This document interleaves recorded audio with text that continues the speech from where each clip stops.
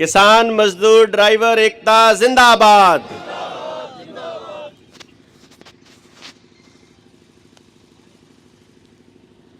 सारे जो ड्राइवर भाई इकट्ठे हुए हैं, हमारी माताएं बहनें, तमाम किसान संगठन पंजाब हरियाणा से आए हुए भाई नरेंद्र डांडा जी, भाई दशरथ जी, और इस आंदोलन, इस मीटिंग में जितने भी ड्राइवर भाई शामिल हुए हैं, मैं एक बार आपकी सहमति से थोड़ा सा बात को आगे पीछे जोड़ने की कोशिश करूं, अगर आप मुझे इजाज़त देंगे तो, कि ये लड़ाई में किसान का, मजदूर का, कर्मचारी का एक साथ आना क्यों ज़रूरी है। और जो अभी आप बोल रहे थे कि बोलना सीख लो, बोलना सीख लो, हमने पिछले 4 सालों में एक चीज़ नोटिस करी जब से किसान आंदोलन शुरू हुआ था, कि जिस भी भाई को अपनी बात रखनी आती है, उसको अपने अधिकारों का पता है, जिसको अपनी असलियत पता है, जिसको ये मालूम है मैं कौन हूं और जो सामने मेरे से बात कर रहा है वो कौन है, वो तो चैन से जी सकता है। वरना आपकी तरह इस कंफ्यूजन में रहेगा, इस दुविधा में रहेगा कि करूं क्या, कहां जाएं, किससे गुहार लगाएं। ऐसा तो हो नहीं सकता कि आरटीओ आपसे पैसे मांग रहा है, आपके उल जुलूल चालान कर रहा है, आपके ट्रैक्टरों को पकड़ के रख रहा है, तो ये बात मंत्रालय को नहीं पता होगी। क्यों जी, पता नहीं होगी क्या? गृह मंत्री को पता नहीं हो, या फिर पुलिस के एसपी को पता ना हो, या मुख्यमंत्री को पता ना हो? इसका मतलब उनको तो पता है। अब ये बात गांव के लोगों को ना पता हो, उसके लिए जिसको नहीं पता उस तक लेके जानी पड़ेगी, और क्या गलत है ये बताना पड़ेगा। भाई जैसे हम यहां आए, आपके साथी जब अपने साथियों से बात कर रहे थे जनता सरकार मोर्चा से, तो हमें लगा कि यार ये इन लोगों के साथ तो एकदम से ज्यादती हो रही है, और पता हम लोगों को भी नहीं, बोला हम जो समाज के मुद्दे उठा रहे हैं हमको भी नहीं मालूम है कि गड़बड़ चल रही है इतनी बड़ी। क्योंकि इस गेम को समझते हुए हम लोग भी बैंकिंग के खिलाफ जब लड़ रहे थे, तो पार्किंग लॉट वालों के साथ बैंक वालों की और पुलिस वालों की जो गठजोड़ है, उसका हमको मालूम था कि आपका ट्रैक्टर जो है उठा करके ले गए और पुलिस वालों ने पार्किंग में जाके खड़ा कर दिया, तो जब आप ट्रैक्टर वहां से लेके जाओगे तो क्या होगा? एक दिन का कितना रुपया लेते हैं? 600 रुपया। 600 रुपए से लेके 1000 रुपए तक आपसे ले लिया। अब वो पुलिस नहीं दे रही है, ट्रैक्टर तो पुलिस का है ना। एक बात बताओ, आप सड़क पे चल रहे थे, आप जब तक उस ट्रैक्टर पे बैठे हो तब तक ट्रैक्टर आपका है, तब तक माल आपका है। पुलिस ने ये कहा कि हम तुम्हारा ट्रैक्टर इंपाउंड कर रहे हैं, और ट्रैक्टर जाकर के उसने जहां भी खड़ा किया, उसको खड़ा करने का किराया पुलिस वाले को देना चाहिए कि आपको देना चाहिए? उसने खड़ा कराया ना यार। मेरा नुकसान जो ट्रैक्टर ना चलने की वजह से हुआ वो तो हो गया, वो तो उसने करने की कोशिश करी, उसी में उसने हमारे को फंसा लिया। लेकिन जहां उसने ट्रैक्टर खड़ा किया, यदि उसके पास ट्रैक्टर खड़ा करने की जगह नहीं है, तो उसका किराया मैं क्यों दूंगा भाई? किराए का कौन सा एग्रीमेंट है कि चालान के बाद या इंपाउंड होने के बाद जब गाड़ी खड़ी होएगी तो उसके खड़ी करने का किराया भी मालिक देगा? ये तो कोई लॉजिक बना नहीं। फिर पता चलता है कि ये काम किसका है। भाई इसको, पराली को खेत में उगा तो किसान रहा है, आप लोग इसको ढो रहे हो, और जो खा रहा है वो दिल्ली में बैठा या किसी बड़े शहर में बैठा हुआ, उसको अगर अपने डंगरों को इसको खिलाना है, क्योंकि मैं जहां तक समझता हूं ये चारे के लिए इस्तेमाल की जा रही है। क्यों जी? अगर चारे में इस्तेमाल की जा रही है तो इससे बढ़िया तो उपयोग इसका कुछ हो नहीं सकता। अगर इससे बढ़िया उपयोग हो सकता तो बता दे सरकार, लेकिन चक्कर क्या है, हम सब लोगों को सिर्फ अपनी प्रॉब्लम दिखाई देती है। हम सब लोगों को दूसरे की प्रॉब्लम देखने की आदत नहीं है। इसी की वजह से हर आदमी की ऐसी तैसी होकर रखी हुई है।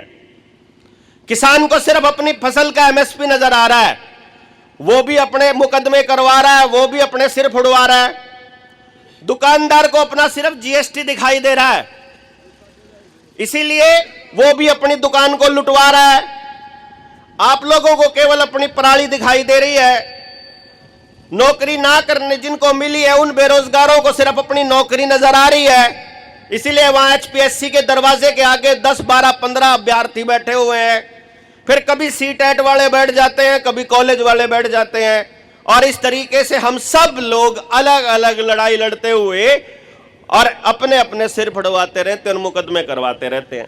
मुकदमे सुनने के लिए पूरे जज नहीं इनके पास, और जितने लोगों पे अत्याचार कर रहे हैं इनको रखने के लिए जेल नहीं है इनके पास। पर हम लोग डरते हैं क्योंकि ये लोग बड़ा अच्छा खेल खेलते हैं।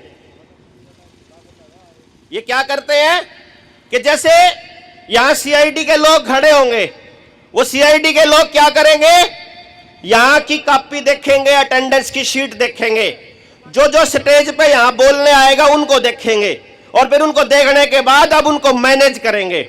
अलग अलग फोन आएगा, हाँ जी बलारा जी आप वहां गए थे, हाँ गए थे, आपकी क्या प्रॉब्लम थी? मका मारे भाई, मारे भतीजे, मारे काके ताऊ थे भाई, ज्यादा दिक्कत थी, उनने दिक्कत होगी तो तकलीफ हमने भी होगी। क्यों?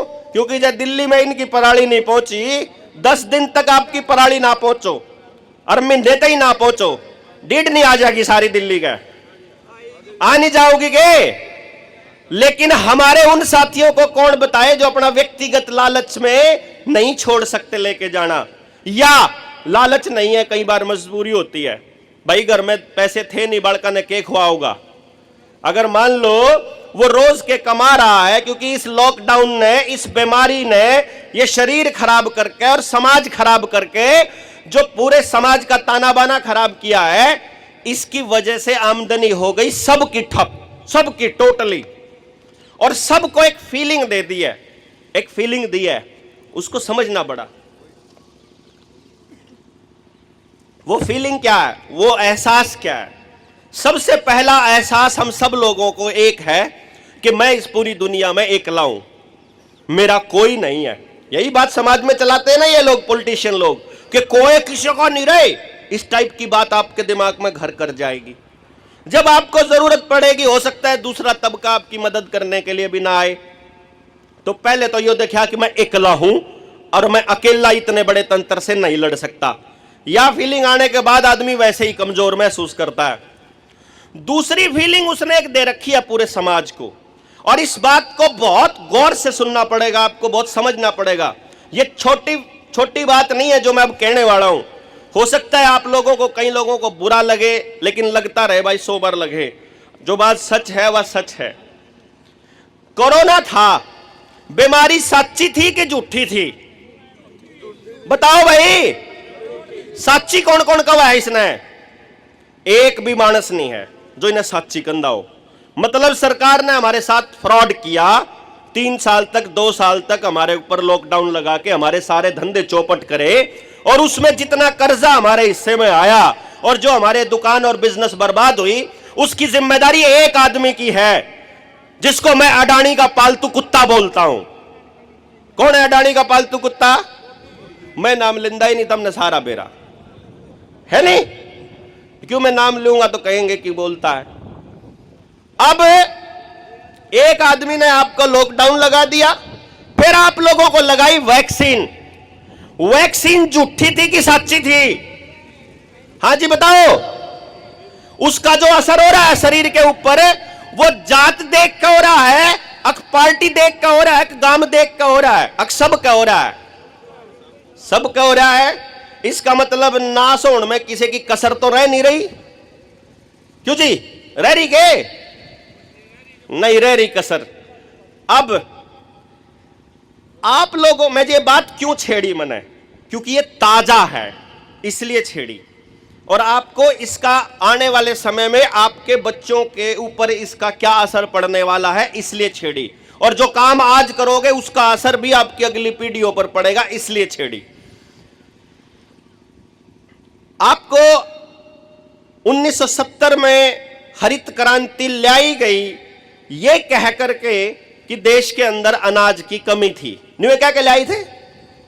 क्या आपको पता है कि अपने देश में कभी भी अनाज की कमी नहीं रही?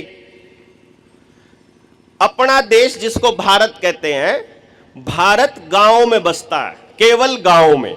शहर भारत का हिस्सा नहीं है, यह हम सब लोगों को नहीं पता ना, या पता है? लैंड रेवेन्यू रूल 1972 उठा के देखो, आपको पता चलेगा। हर साल 4 कॉपियां छपती हैं उसकी, एक मुंबई, एक दिल्ली, एक मद्रास और एक कलकत्ता। 4 प्रोविंसेस जो उस टाइम पर थी, जिनको महानगर बोलते हैं, वहां पे सिर्फ लैंड रेवेन्यू के अधिकारियों के लिए ही छपती है, आम पब्लिक के लिए वो किताब जारी नहीं होती। उसको भारत सरकार छापती है। कौन छापता है? कौन छापता है? कौन बताओ जरा? भारत सरकार छापती है। आप लोगों ने कभी भारत सरकार का दफ्तर देखा कहीं?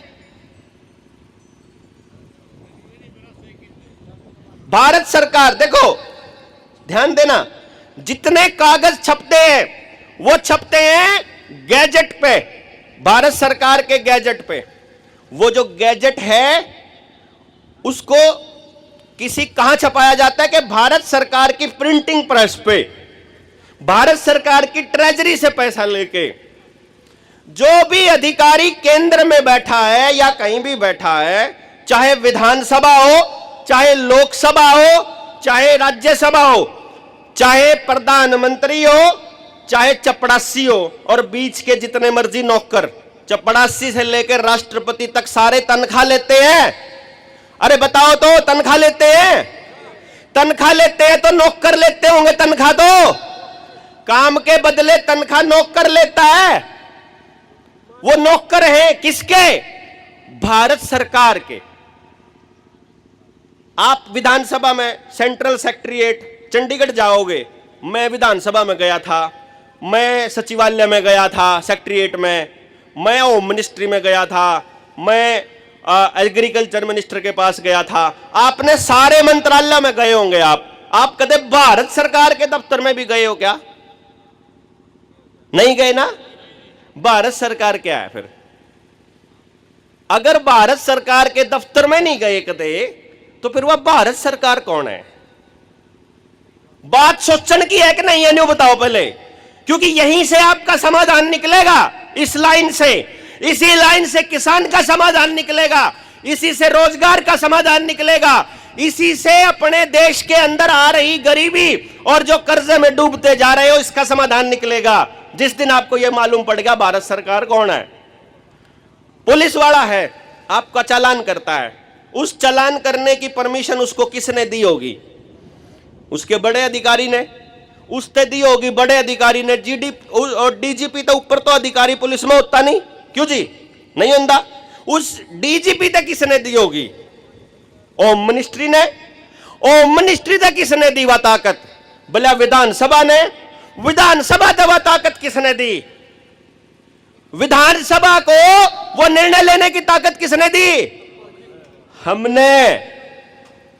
हमने उसको वोट दिया और उसको ये कहा कि जा, मैं तुझे अपनी ताकत देता हूं और मेरी ताकत का इस्तेमाल करके ऐसी पॉलिसी बना, ऐसी नीति बना कि मेरे आने वाली पीढ़ियां सुख चैन से जी सके और ठीक से रह सके। इसीलिए करते होगे आप इसी उम्मीद में कि मैं तुझे अपनी ताकत देता हूं। फिर एक विधानसभा में एक जो एमएलए के लिए चुनाव लड़ रहा था, मेंबर ऑफ लेजिस्लेटिव असेंबली के लिए, उसको जिस भी कैंडिडेट को सबसे ज्यादा लोगों ने अपनी ताकत दे दी, वो उस पूरी विधानसभा के लोगों के लिए पॉलिसी बनाएगा। ऐसा ही बनता है। इसका मतलब जो पुलिस वाले को चालान काटने की जो ताकत है वह किसकी ताकत है? हमारी। नंबर 2,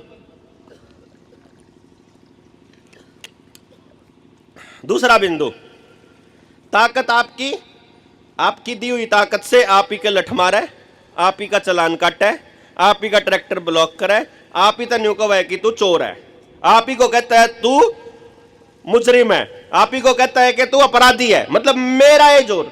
फिर चलो तनख्वाह पे ले लिया, बोला भाई फ्री की वैक्सीन देवे, फ्री का अनाज देवे, फ्री के स्कूल में देवे, फ्री के काम बतेरे करे, दूसरी पेंशन देने लाग रहा, किसान ने भीख भी देने लाग रहा, किले गिल 500 रुपये महीने के है।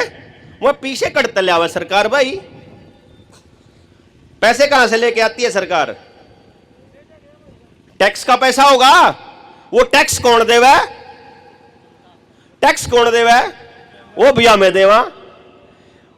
जो माचिस भी खरीदते हो ना, 1 पैसा भी खर्च करते हो उसके ऊपर भी टैक्स देते हो। कितनी बड़ी चीज खरीदो, कितनी छोटी चीज, कदम नहीं सोचते हो कि आप टैक्स नहीं देते। अरे इनकम टैक्स नहीं देते होंगे, बाकी तो सारे टैक्स दे, सेल टैक्स भी दे, जीएसटी भी दे, जिस भी सामान को खरीदते हो उसके ऊपर लगने वाला सारा टैक्स आखिर में आखिरी कंज्यूमर को, आखिरी ग्राहक को देना पड़ता है, जो अपने घर में चीज को इस्तेमाल करता है। तो जी पैसा आपका, आपसे पैसा लेके और उनमें से कुछ लोगों को बांट के और उसको कंट्रोल करता है, समझ रहे? अच्छा, पुलिस वाले को तनख्वाह कहां से मिलती है? उसी टैक्स के पैसे से। उसका घर किससे चलता है? उसी टैक्स के पैसे से। एमएलए का घर किससे चलता है? मेरे टैक्स के पैसे से, आपके टैक्स के पैसे से। उसकी गाड़ी किसके पैसे चलती है? आपके टैक्स के पैसे से। आपका दिया हुआ वोट यानी आपकी दी हुई ताकत और आपके दिए हुए पैसे से ही उसका सारा सिस्टम चलता है, और उस सिस्टम से वो आप ही की गर्दन के अंदर फंदा डाल के बैठा हुआ है कितने कमाल की बात है। अब उसने क्या कहा, पिछली जो बातें भारत के इतिहास में क्या क्या हुई वो आपको बातें बताई उसने, ये कहकर कि भाई देखो उस टाइम पर नहीं होया करता। आप बात की सच्चाई परखने लगोगे तो आप कैसे पता लगाओगे सच क्या है गलत क्या है? अखबार देखोगे पुराने, या फिर गूगल पे जाके मोबाइल पे पूछोगे कि भाई बताओ 1970 में क्या होया था, फलानी चीज क्या हुई थी, नहीं पता करोगे ना। अच्छा एक बात बताओ, यह जो कोरोना वाली बीमारी थी कद आई थी? 2019 में। इसका नाम था कोविड-19, कोविड-19 है ना। गई कदिया? बताओ जरा कब गई? मैं आपको एक बात बता रहा हूं, ऑफिशियल दस्तावेजों की, आधिकारिक दस्तावेज जो सरकार के पास वहां पर हेल्थ मिनिस्ट्री में लिखे हुए हैं, उसमें यह लिखा हुआ है कि यह बीमारी आज भी चल रही है। कागजा में आज भी कोरोना की बीमारी और हेल्थ इमरजेंसी देश में चली हुई है। डांडा साहब समझ गए? अच्छा आपके लिए तो कोई कोरोना नहीं चल रहा।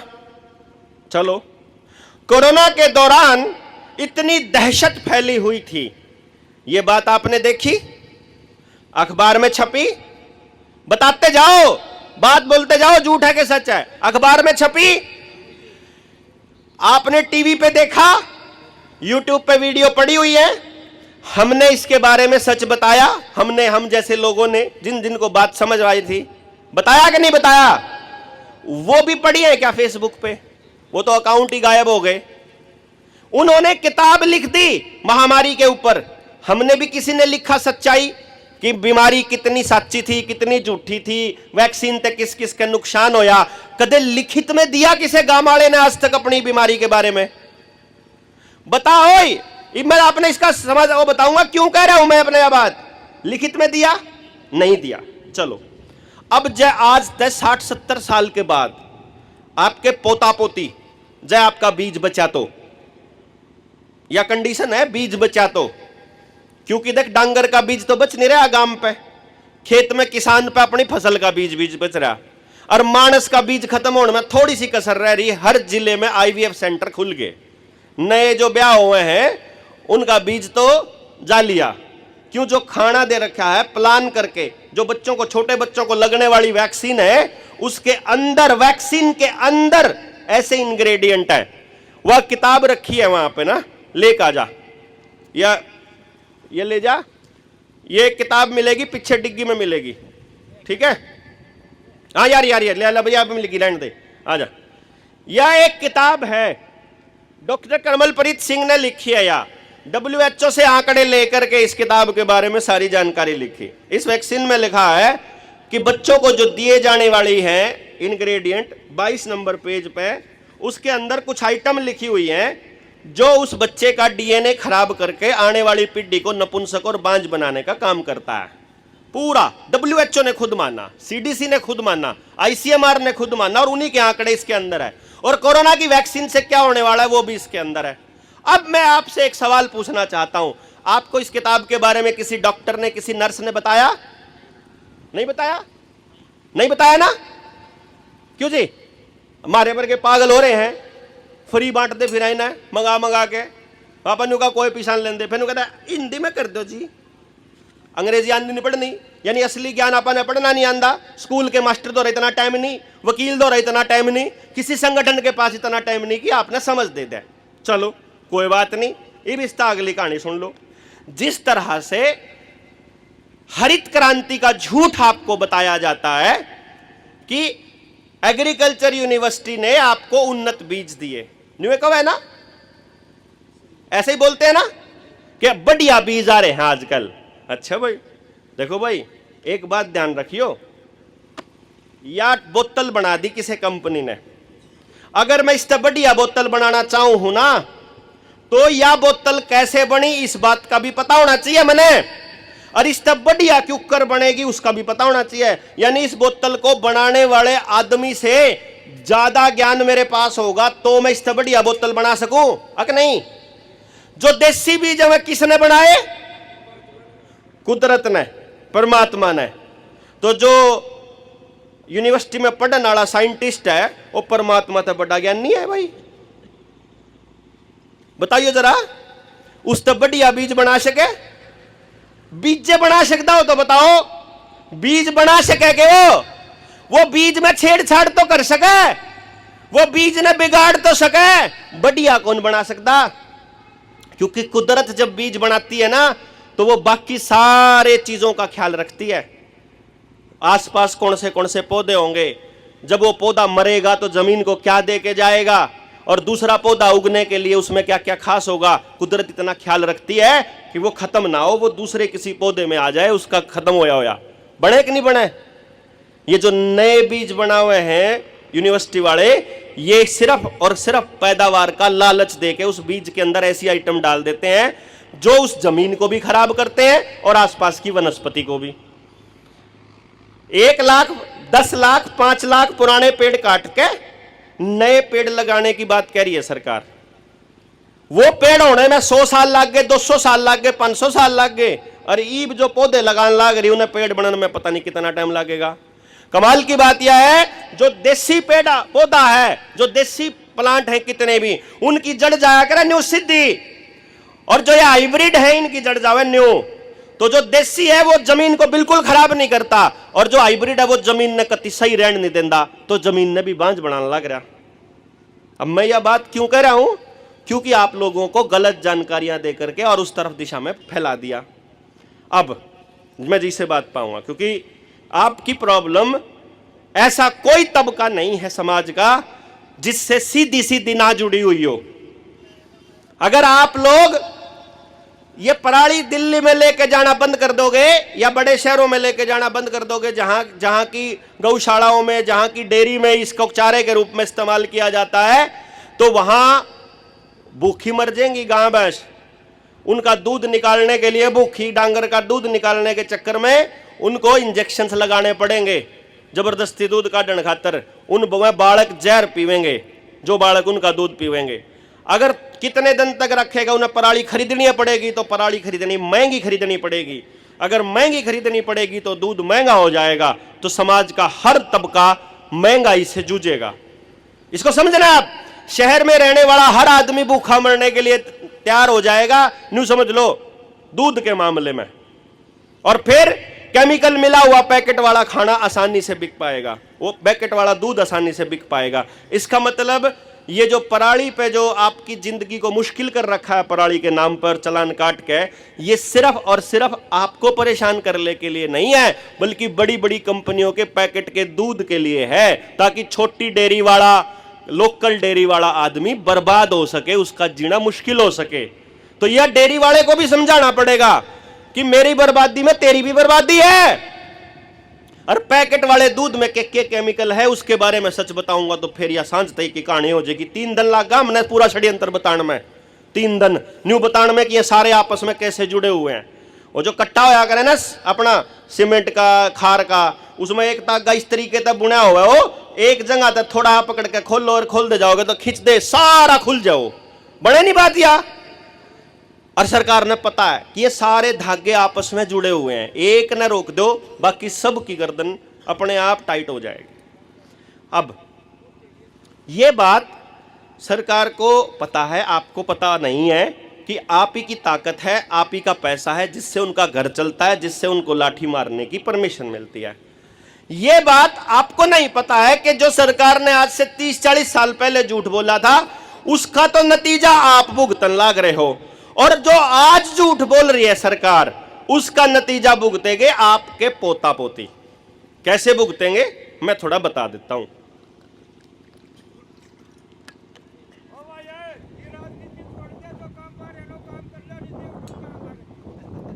ये जो चालान काटे है ना, यह राजनीति है, राजनीतिकरण आया तो जान दे, कोई बात को नहीं। जिसने न्यू नहीं समझ मानता ना कि ये सारे आपस में जुड़ रहे, फिर कोई बेशक बैठो ना भाई। हाँ रुक जाओ रुक जाओ रुक जाओ रुक जाओ एक सेकंड। हाँ, वैसे प्रोटोकॉल के खिलाफ है, मैंने पहले बोलना चाहिए था। दिलबाग मेरा नाम है, पिल्लूखेड़ा से हूँ, 10 साल ट्रक यूनियन का मेंबर रहा हूँ। इन काम का हमने बेरा है, फिर ये तो मिंड के ताखड़ी में चढ़ाने वाली बात, कोई बात को नहीं। हाँ अब इब ट्रक वाला का सुन लो, सुनियो, ये ट्रक यूनियन के प्रेसिडेंट रहे हैं, और इब ट्रक वाला ने क्यों कर खराब करने लाग रहे हैं। वहां इनकी एक ट्रक के पीछे, ट्रक के अंदर जीपीएस का ट्रैकर लगता है, पता है क्या आपको? जो माइक में पहले पकड़ लेंदा, न्यू कह दे रे और ढाल की राजनीति। अरे मूर्खो, जब तक एक नहीं होगे, जब तक बातें नहीं बनती। वही तो, ये तो आवे ये सरकारें भेजा कर इसे ईशान है भाई। कौन सा है भाई तो कि मैं किसी ने गलत कही है बलारा साहब ने, तारे खातर बताता कि मैं ज्ञान नहीं देंदा होगा। जिन बातों का हमने बेरा नहीं, उठ उठ कर जा बला था कौन सा किसी ने, वो तो अपने में है को नींद के, वो तो भेजे रखे जो कि मैं बात बता बलारा साहब ने बताई, वो तारे खातर बताई है भाई। किसी ने बेरा आड़ा का बता दे भाई, तो हम नहीं बता दे, हमने बेरा पड़ जाएगा। बुला लो बलारा साहब, उसने बुला लो।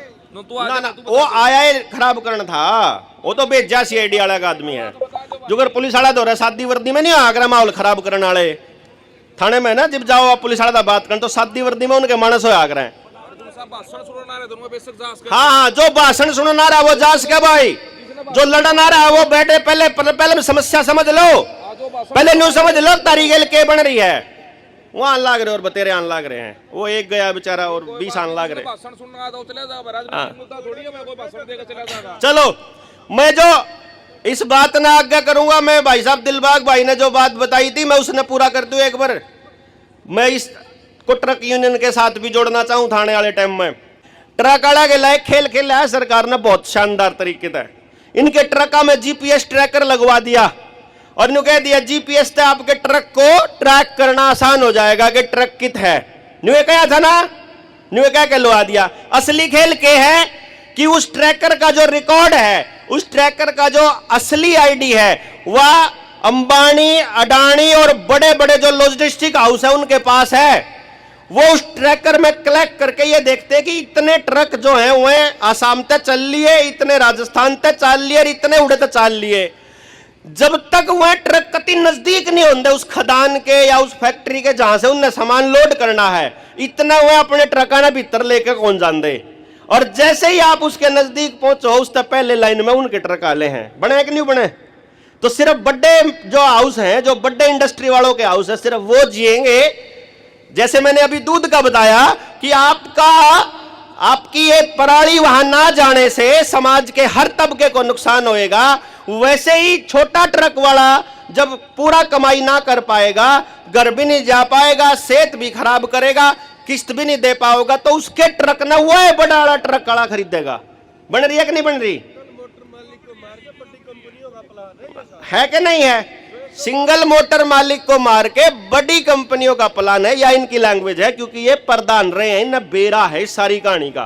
152 मारे खातिर को यस, 152 इन खातर नहीं है वो हाँ, ये पॉलिटिकल लोगों के लिए है, आम इंसान के लिए नहीं है। किसान का ट्रैक्टर वहां नहीं जा सकता, किसान का साइकिल नहीं जा सकता, किसान की रेडी नहीं जा सकती, 3 व्हीलर नहीं जा सकता, मोटरसाइकिल नहीं जा सकती, है ना?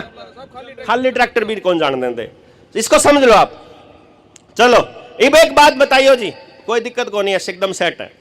एक बात बताइयो, कोरोना की बीमारी आज तक गई नहीं है, आपको मालूम नहीं है, कागजा में लिखी हुई है।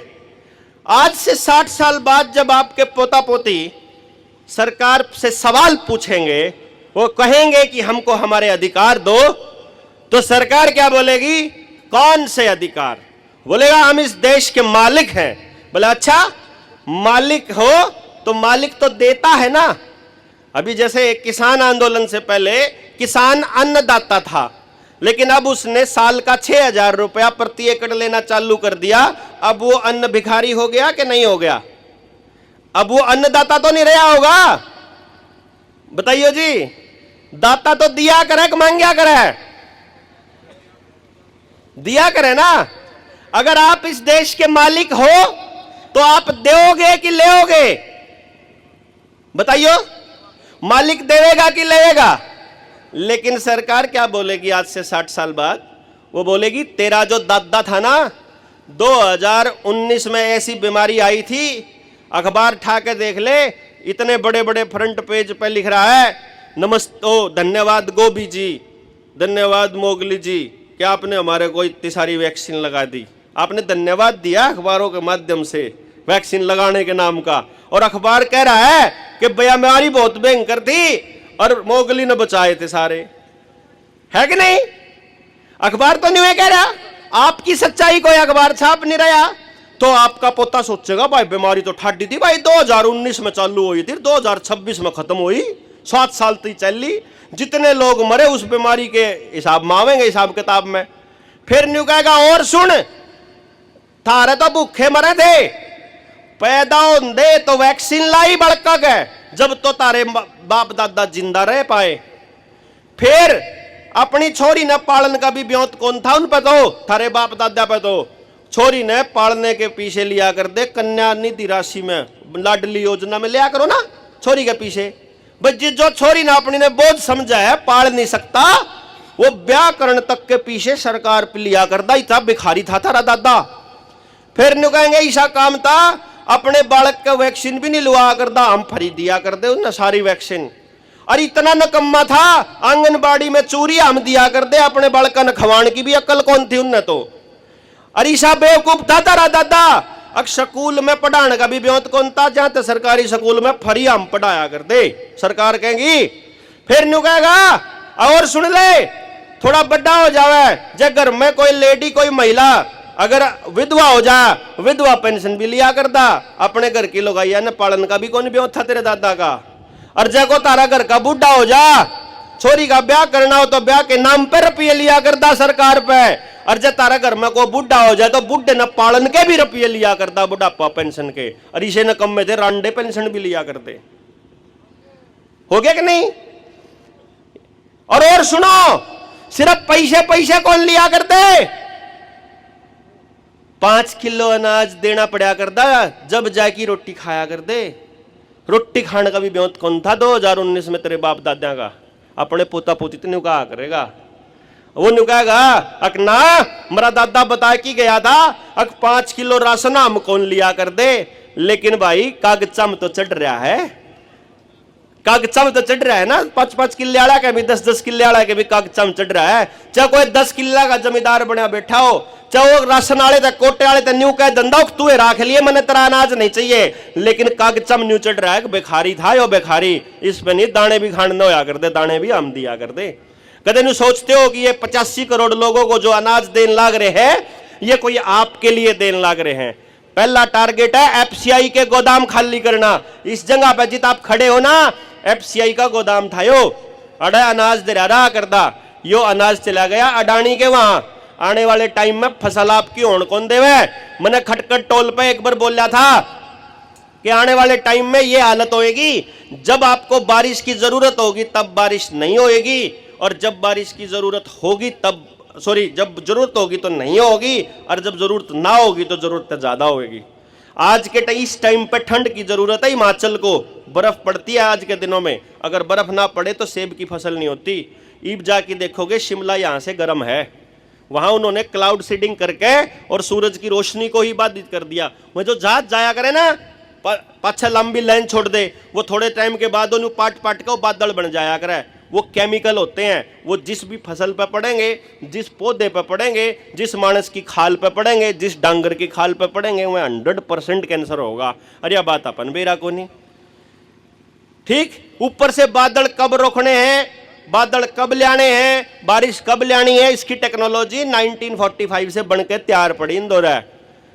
और ये उस टाइम से लेके मैनिपुलेट करने लग रहे, सही टाइम का इंतजार कर रहे थे, अब सही टाइम आ गया। किसान पे अपना बीज को नहीं, गांव पे अपने डांगर को नहीं, किसे गांव पे अपना पानी को नहीं रह रहा, किसे पे भी 2 साल का अनाज हटोर को नहीं रह रहा। ये जो से आप शहर में रहो हो, मान लो कस्बे में रंदा हो, कस्बे में किसी पे भी पूरे साल का अनाज कौन होता, वो दुकान से लेके आता है, और जो लॉकडाउन लग जाता है तो 3 दिन से फालतू का अनाज या चून किसी भी दुकान पे नहीं है, 3 दिन तक फालतू का। इसका मतलब आने वाले टाइम की लड़ाई के लिए ये लोग तो तैयार हैं। भूखे मर्दे अंबानी अडानी के साइलोज पर जाकर अटैक करोगे, न्यू कह के मारा अनाज दो, तो उन्होंने अग्निवीर तैयार कर दिया आपके रपिया के लिया। तो बंदूक उठा की मैं जब, क्योंकि अग्निवीर कौन है, किसान का बेटा अग्निवीर कौन लग गया, क्या है आरएसएस के कच्छाधारियों के बालक लाग रहे हैं उड़ा। अरे बन्यू कह रहे हैं पक्के वही होंगे जिनसे ब्याह नहीं करेंगे ना कद्दे भी, जब तक वो पक्के होने के बाद एफिडेविट देना पड़ेगा। जो कर आपने अपने ट्रैक्टर का एफिडेविट देना पड़े ना, अग्निवीर ने एफिडेविट देना पड़े कि पक्के होने के बाद मैं ब्याह नहीं करूंगा, जिंदगी भर कुंवारा रहूंगा, गुलामी करेगा। अब एक बात बताओ, इतिहास लिखा जान लग रहा है, बता दो जरा, भिखारी हो के तुम सारे नहीं हो, लेकिन कागजा में लिखे जान लग रहे, और आपके पोता पोती को बताएंगे। फिर आ गया समाधान पे बात कि भाई या जो रोड़ा है, यो जो झगड़ा है, चालान कटन लाग रहे हैं, एफिडेविट लिखवा है 50-50 हजार का रोड़ा, यू तो जिले वाइज आप कलेक्टर ने दे के ज्ञापन, एक बड़ी रैली करके सारे गांव ने समझा के इसने तो रुकवा देंगे, कोई बात को नहीं, इस पर तो रोड़ा हो जाएगा, यो तो आप थोड़ी लड़ाई ना थोड़ा चल लेंगे। लेकिन जो इसके बाद की जो नाश होने लग रहा है, उस खातर तैयार होके, उस लड़ाई के लिए तैयार होके आप लोग लड़ाइए नहीं बेरा, समस्याएं नहीं बेरा, समाधान तो जब करोगे लड़ोगे तो जब नुए नहीं बेरा दुश्मन कौन है, नुए नहीं पता गांव का नाश क्यों करो रहा है। ऐसा कैसे हो गया कि सबते गांव में एक भी घर कौन जिसमें सारे के सारे ठीक ठाक मानस हो, है कोई घर जिसमें बीमारी ना हो, बताइयो। एक घर भी नहीं बच रहा जिसमें कोई बीमारी ना हो, एक घर नहीं बच रहा जिसमें डिप्रेशन ना हो, एक घर नहीं बच रहा जो प्यार तरंदा हो, सारे घर का जूत बाज रहा। एक गांव नहीं है जिसमें नशा ना हो, एक गांव नहीं है जिसमें अपराध ना हो, और एक गांव में एक भी घर नहीं है जो कर्जम ना हो, एक भी घर नहीं जो कर्जम ना हो। चाहे कोई 100 किला का मालक हो, चाहे किसी का 60 फैक्ट्री हो, चाहे किसी का 20 फैक्ट्री हो, चाहे कोई करोड़पति हो, चाहे कोई आपकी तरह हमारी तरह दिहाड़ी करता हो, एक भी मानस ऐसा नहीं है जो कर्जम ना हो। यार ऐसा कैसे हो गया कि कति बड़े तो नाश हो गया यार, ये कोई साधारण बात नहीं है, ये प्लानिंग का हिस्सा है। ये प्लानिंग कौन करन लाग रहा, क्यों कर करन लाग रहा, क्यों कर लड़ांगे, किससे लड़ांगे। अब तो आपस में दुश्मन मान गए थे, वो बेचारा होगा बीजेपी का, नाश तो उसका भी होने लाग रहा। सब तक वैक्सीन तो बीजेपी वाले ने लगवा रखी, हम तो उसकी भी लड़ाई लड़न लाग रहे। क्यों भाई? आपने कल परसों दोपहर दिन में थे, हमने उड़े एक नारा दिया था, जो कांग्रेस के साथ है वो गांव के साथ नहीं, जो बीजेपी के साथ है वो गांव के साथ नहीं, जो किसी भी पॉलिटिकल पार्टी के साथ है वो गांव के साथ नहीं हो सकता। इवन जो देवेंद्र बलारा के साथ है वो गांव के साथ नहीं हो सकता, क्योंकि जो गांव के साथ है वो सिर्फ गांव के साथ है, वो फिर तेरे और मेरे गेल नहीं हो सकता। और क्योंकि गांव ही भारत है, तो जो गांव के साथ है केवल वही भारत के साथ है। क्योंकि नाश जब होगा ना, जो मैंने अपराध की, नशे की बात बताई, पुलिस वाले खड़े होंगे आड़े, सीआईडी वाले, उनकी औलाद तभी मोबाइल दे रखा है, उनकी औलाद भी नशेड़ी बनने लग रही। उनका सब तगड़ा अपराध तो उन्हें कहा रहा जिनके नौकरी करने हैं, जिनसे आज से 30-40 साल पहले गांव छोड़ के शहर चले गए थे, उन्हें के बालक आज के टाइम पर नशेड़ी वनु का आड़ा कुछ नहीं धरा इस देश के अंदर। क्यों? पहले हम तो उन्हें न्यू क्या गांव में कमी नहीं धरा, शहर में आ जा। इब उनकी औलाद का शहर में कमी नहीं धरा, मैंने अमरीका भेज, फिर अमरीका चला जावे, फिर उल्टा आंदा ही नहीं। वह बूढ़ा बूढ़ी एकले पड़े हैं, पूरा पंजाब गांव के गांव कति खाली पड़े। ना पड़े हो तो बताओ सरदार जी, बिल्कुल जो ब्लैंक पड़े हैं। मतलब ऐसे कैसे कि सारी जवानी खत्म? ये आपको नहीं लगता ये कोई षड्यंत्र है? आपको नहीं लगता कि आपके गांव के अंदर जितनी दुकान है, जितनी भी दुकान है, उस दुकान पर लाने वाला पैकेट के अंदर आने वाला सामान एक बार पलट के देख तो लो, उसमें के सौदा है। दोपहर दिन में एक साथी हमने देख के तड़के तले के सांझ भूखे बाने मंड रहे थे, बिस्कुट के पैकेट ले आए। वह बिस्किट का जब पैकेट ले आया तो मैंने उसकी मंडन लग गया, तो मैंने रोक दिया। मैं कहा एक बार सारे गाँव वालों में बताऊंगा इसमें के है। मैंने वो पैकेट सिर्फ पढ़ दिया, इसमें के सौदा है।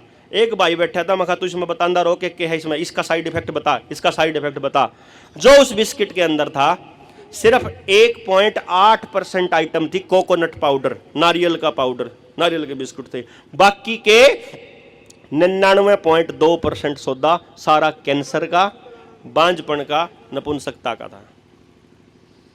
सारा जितनी नमकीन, जितने बिस्किट, जितना तेल, जो सौदा मिल रहा है पैकेट में दुकान पे, एक भी सौदा आपके खाने के लिए नहीं है। ये कैसे हो गया भाई? उस सरकार ने यो कौन बेरा? इन पुलिस वाला का, इन इनकम टैक्स वाला का, फूड इंस्पेक्टर का, इनका दिद्दा फूट गया उस टाइम पे जब हमारा नाश होने लग रहा है। लेकिन नहीं जी, आपको तो सिर्फ ये सवाल पूछना है कि मेरा ही समस्या हल हो जाओ, बाकी देश जाओ बाढ़ में। अपन तो अपनी अपनी पड़ रही है, मेरा समाधान हो जाओ बस। मैं सरकारी नौकरी पर था, मेरी घरवाली सरकारी स्कूल में पढ़ा रही थी। इतना बढ़िया सेंटर चंडीगढ़ में चल रहा, एक बैच पे तो हम 5 करोड़ रुपए कमाया करते 2 महीना के। 100 बालक 5 लाख एक बालक की फीस, मुंह मांगी फीस दिया करते।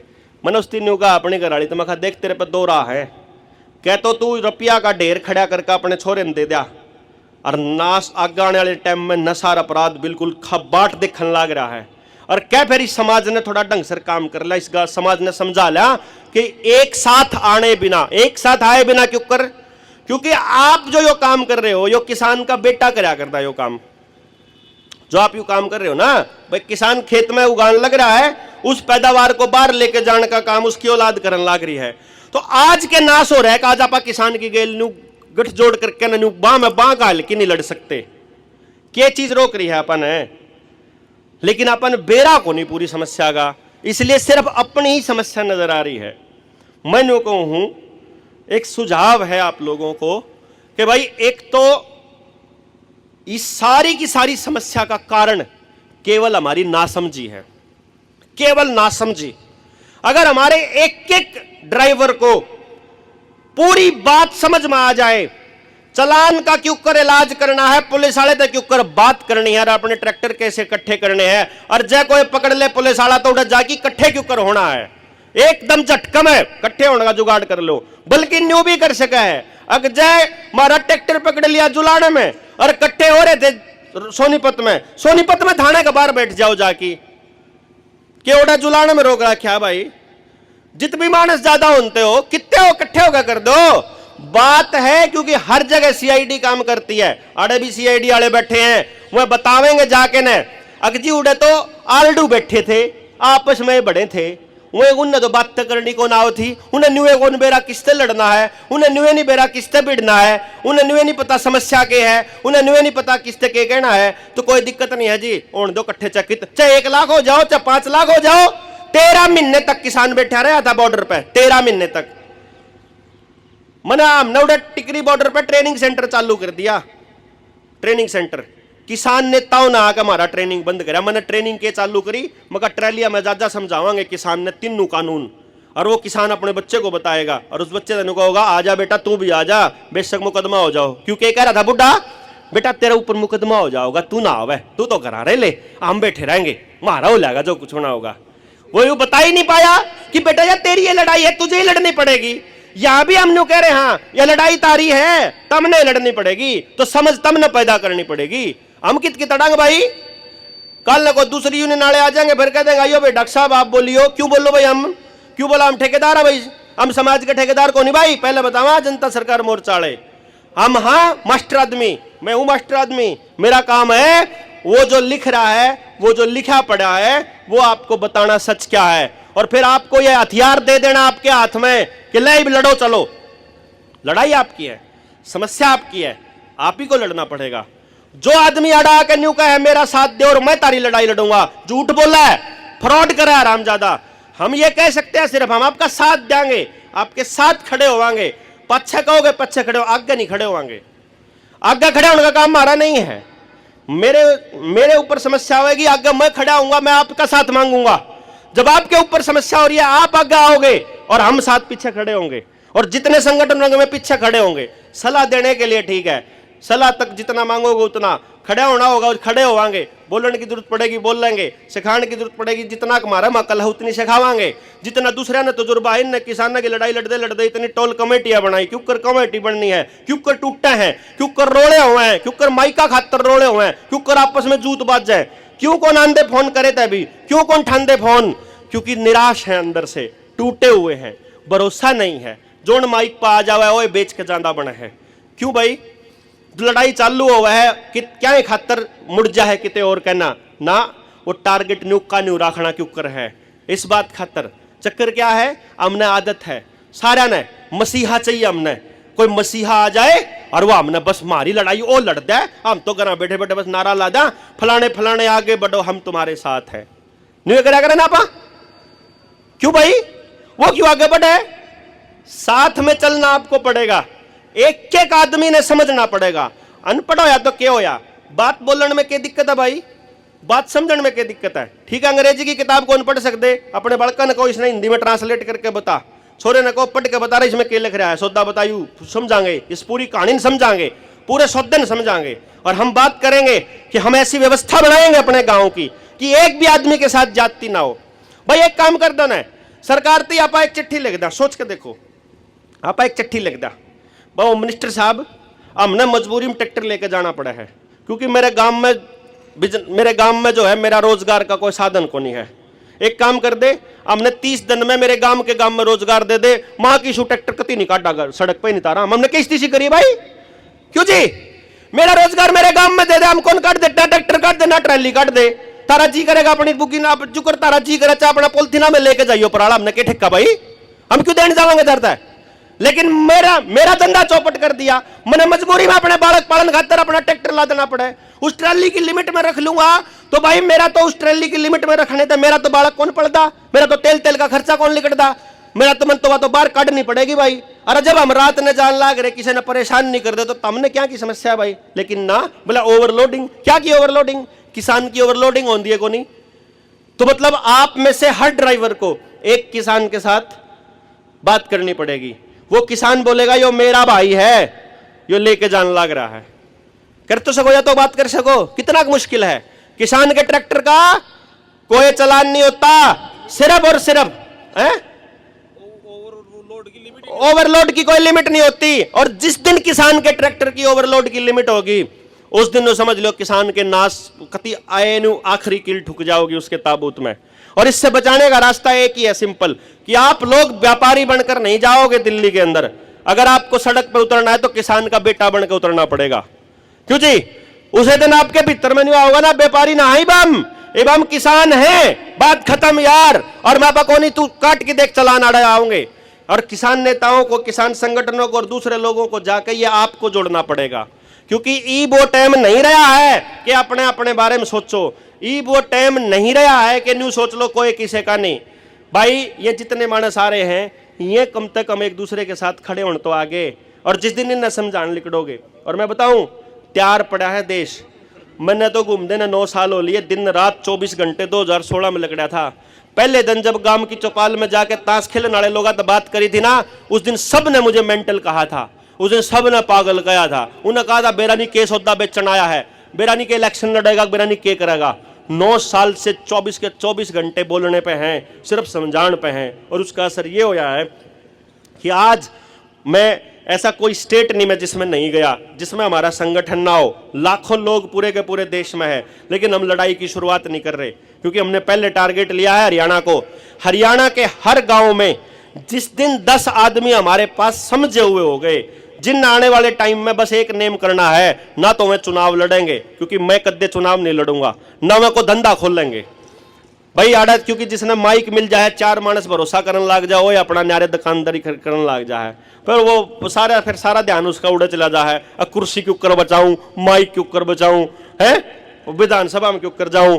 वो स्टपेंडा चटाने खातर भाई गांव में तो 10 मानस दे दो बस, उन्हें वो खाना मरण देवे गांव, उन्हें सारी समझ देवांगे, जिसमें जल जंगल जमीन जानवर रोटी बेटी माटी खेत खेड़ा खाप शिक्षा स्वास्थ्य न्याय राजनीति खेती और धर्म पूंजीवाद का कति नाश मार सका अपा गांव के गांव में। और मैं इस बात की गारंटी दे हूं, किताब आने लग रही है 23 मार्च ने, जिसमें हर गांव को अंदर गांव का धन गांव में ही कैसे रखना है, एक भी रुपया उद्योगपतियों के पास ना जाए, क्योंकि आपकी कमर तोड़ने की ताकत इनको आपके टैक्स और आपके ब्याज से मिलती है।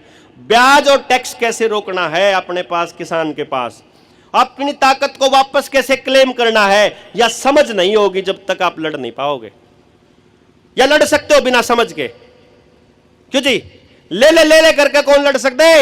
जब चारों बॉर्डर पर बैठे हुए लाखों किसानों के आगे 13 महीने तक यहां हरामखोर अड़के थे, तो हम कितने होंगे भाई ट्रैक्टर ट्राली वाले, कितने दंती, ये अपना जुगाड़ टोलेंगे, ये क्या करेंगे अपने ट्रैक्टर ट्राली। मान लो एक बात बताओ, आपने हड़ताल कर दी 1 महीने खातर, अरे मेरे भाई ये तो त्यारे बैठे हैं, तुम हड़ताल करो। जो कर रोडवेज में रोडवेज वाला ने हड़ताल कर दी, उनने क्या करा, ठेके पिला लिए, बैठे रहो करा आप ठेके पिला लेंगे। आपने हड़ताल कर दी, इन्होंने अपने ड्राइवर कॉन्ट्रैक्ट करके भेज दिए ट्रैक्टर ट्राली, उतना ही सामान जाओगा, इब उनका चलान कौन कटे, क्योंकि कॉन्ट्रैक्ट उनका है।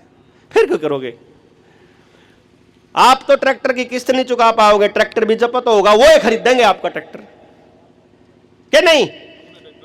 कि उन्हें ट्रैक्टर हम जागा आपका उन माल, लेकिन फिर आपको उसका पैसा नहीं मिलना। फिर आप क्या करोगे, ड्राइवरी तक तो कर, तनख्वाह तो ले ले भाई, ट्रैक्टर भी तेरा नहीं है, कमाई तेरी नहीं है। ये यही करना चाहते हैं किसान के साथ भी, कि जमीन तो तेरी हो लेकिन कमाई तेरी ना हो, तू सिर्फ यहां मजदूर बन के काम करता हो तो तैयार हैं, इसी काम के लिए लगाए हुए हैं, इसी काम पे लगे पड़े। ये हर आदमी को ये कहना चाहते हैं। ट्रक का मालिक है छोटा, जो आप कह रहे थे, जो ये महावीर भाई बोल रहे थे, अगर भाई ट्रक का मालिक है भाई, देख तेरा ब्योत नहीं देने का तो ट्रक तो मेरे दे दे, ड्राइवर लग दो तो देख ले। क्यों? ये हर आदमी के साथ यही करने जा रहे हैं। और इस बात को समझ के अगर आप एक दूसरे के साथ तो खड़े हो सकते हो, अगर एक दूसरे के साथ खड़े होने का आज यहां से न्यू संकल्प लेकर जाओ भाई, थोड़ा या ज्यादा आप खड़े को ना हो सकते, बीट ट्रैक्टर रोक के न धरने में शामिल नहीं हो सकते, खड़े होकर उन्हें सांत्वना दो, मतलब आधा घंटा कितने भी धरना लाग रहा हो, किसी का भी लाग रहा हो, रोकने का रिवाज बना लो कि ट्रैक्टर रोक के उन तक सारा रखा है कि भाई तुम लड़ाई जारी रखो, संघर्ष बहुत जरूरी है। और उस संघर्ष के बाद आप लोगों को इस बात का ध्यान रखना पड़ेगा कि भाई लड़ाई में सबका साथ दो, उनकी समस्या सुनो, और कितने नहीं बोल सकते।